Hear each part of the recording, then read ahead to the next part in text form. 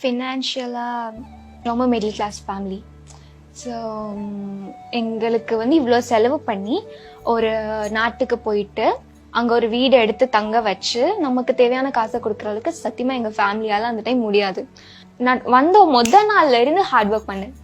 முதல் நாள்ல இருந்து ஆடிஷன் போகணும் எப்படின்னா ஒரு நாளைக்கு நான் ஒரு 7-8 ஆடிஷன் போயிட்டே இருப்பேன்.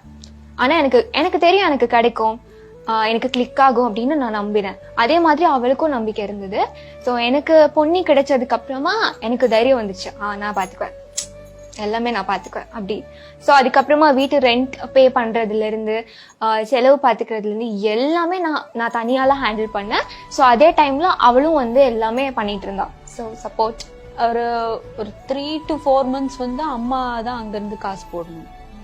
ஸோ சம்டைம்ஸ் வந்து டிலே ஆகிரும். டிலே ஆனிச்சுன்னா அன்னைக்கு நம்ம ஒன்றும் சாப்பிட முடியாது. நான் சம்டைம்ஸ் கையில காசு இருந்துச்சுன்னா ஓகே, இல்லைன்னா வீட்டில் இருக்கிறத வச்சு ஏதோ மேனேஜ் பண்ணிக்கிட்டு அப்படிதான் இருப்போம். அண்ட் சம்டைம்ஸ் ஆடிஷன் போறதுக்கு வந்து கேஷ் இருக்காது, யார்ட்டையாவது கீழே ஆனர்கிட்ட இல்லாட்டி யார்ட்டையாவது வாங்கிட்டு போவோம். அந்த மாதிரி ஸ்ட்ரகிள்ஸ்லாம் இருந்துச்சு. நாங்க கேள்விப்பட்டோம் உங்க ஊர்ல வந்து வீடெல்லாம் விற்கணுன்ற மாதிரியான நிலைமைகள் கூட உங்களுக்கு வந்தது அப்படின்னு சொல்லிட்டு. என்ன நடந்தது? வித்தாச்சு. சொந்தமா வீடு இல்லை. அங்க இருந்து வர்றப்போ அம்மா வந்து கடன் வாங்கி கேஷ் கொடுத்தாங்க. அப்போ அத வந்து திரும்ப அவங்களுக்கு கட்டணுமே, அதுக்கு வந்து கேஷ் இருக்கல. நடிக்கணும்ன்றதுக்காக அந்த வீட்டை வந்து வித்துட்டாங்க. அதனால அப்பாவோட சொந்த வீட்டை வித்தாச்சு. ஆக்சுவலி அது அவங்கள வந்து அதிகமா நாங்க பெருமைப்பட வச்சிருக்கோம் இப்போ வரைக்கும். இனிமேயும் ஒரு வீடு அம்மா அப்பாக்கு. அது கண்டிப்பா. ஒரு வீடா ஒண்ணா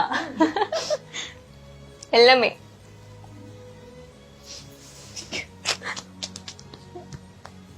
நிறைய நேரங்கள்ல ட்ரை பண்ணும்போது கிவ் அப் பண்ணிடலாம் அப்படின்னு தோணும்ல, அப்போ என்னெல்லாம் விஷயங்கள் 2 பேரும் பேசிப்பீங்க?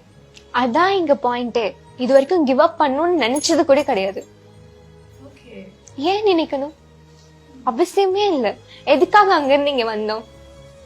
வேலை பார்க்கணும். கிவ் அப் பண்ணி என்ன பண்ண போறோம்? நத்திங். நீ பண்ணுவ? பண்ண மாட்டா, பண்ண விட மாட்டேன். எனக்கு பொன்னி வந்த லைஃப்ல ரொம்ப முக்கியமான ப்ராஜெக்டா இருந்தது. அது இருந்தனால தான் நாங்க இந்தியால சர்வை பண்ணோன்னே சொல்லலாம். ஸோ அங்க நிறைய விஷயம் கத்துக்கிட்டேன். அப்புறமா அதுல இருந்து குவிட் பண்ணும்போது கவலையா இருந்தது. பட் ஓகே, ஆனா இன்னும் வெண்ணிலாவா நான் தான் ரெஜிஸ்டர் பண்ணிருக்கேன். இப்போ வெண்ணிலா நீங்க தானே, பொன்னி வெண்ணிலா நீங்க தானேன்னு கேட்பாங்க. பெருசா பிளே பண்ண கொடுக்கல ஆஃப்டர் மேரேஜ் போர்ஷன். ஸோ அது கூட குவிட் பண்ண ஒரு காரணம்.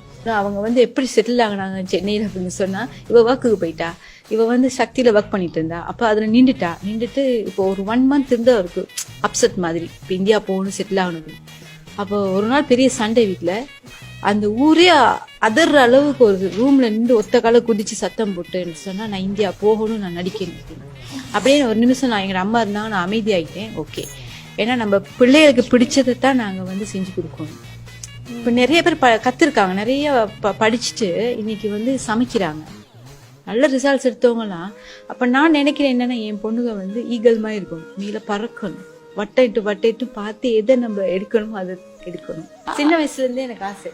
ஏன்னா எனக்கு இதுல இன்ட்ரெஸ்ட் இருந்துச்சு. சிங்கள மூவி நடிக்கிறது எல்லாம் ஓகே ஆகி, ப்ராஜெக்ட் எல்லாம் ஓகே ஆகி, எங்க பேரண்ட்ஸ் என்னை விடலை. டக்குன்னு இவ தப்பான வழிக்கு போயிடுவா அப்படின்னு சொல்லி கல்யாணம் கட்டி கொடுத்துட்டாங்க.